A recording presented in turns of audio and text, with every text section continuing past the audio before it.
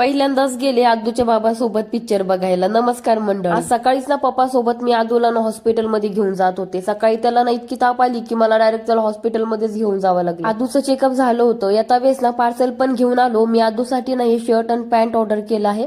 याची लिंक तुम्हाला पाहिजे असेल तर कॉमेंट सेक्शन मध्ये पीपी टाईप करा. वेळेस ताईचं घर ना जवळच आहे तर आमचा स्टॉप ना तिथे असतो. तर मग तिथेच ना मी आदूला औषध देऊन घेतल्यात. औषध प्यायला खूप जास्त आवडतं. कडू असल्यानं तरी म्हणतो छानच आहे. घरी आल्यावर आदूला ना झोपी घातला. तर आम्हाला पिक्चरला जायचं होतं म्हणूनच ना आदूला झोपी घालून घेतलं आणि मी तयार झाले. क्रिसमसच्या टायमाला काही आम्ही गेलोच नाही हा चेंडू बघायला. तर ह्या चेंडूला बघायला ना खूपच गर्दी झाली होती मॉलमध्ये. पूर्ण मॉल पॅक झालं होतं. एवढी गर्दी या चेंडूने करून ठेवली होती मॉलमध्ये. चालू होण्याच्या अगोदरच ना आम्ही तिथे जाऊन बसलेलो होतो आणि आदूच्या बाबासोबत ना आम्ही पहिल्यांदाच पिक्चर बघायला गेले होते. आणि प्रोझोन मॉल मध्ये सुद्धा 6 वर्षानंतर आम्ही दोघं सोबत आलो. पिक्चरच्या थिएटर मध्ये ना आपलं बाहेरचं खायचं ना काहीच अलाउड नसतं. पण मी ना घेऊन गेले होते. म्हणलं बघू आता काय होतं मी घेऊन गेले तर. पण काहीच झालं. पिक्चर ना खूपच छान होती. मला ना सर्वात जास्त किरदार जो आवडला ना तो रणवीर सिंगचा आवडला. तुम्हाला कोणाचा आवडला मला कमेंट करून नक्कीच सांगा. चला मग आता ऐकूयात आपलं ठुस ठुस गाणं जे की सर्वांनाच आवडतं.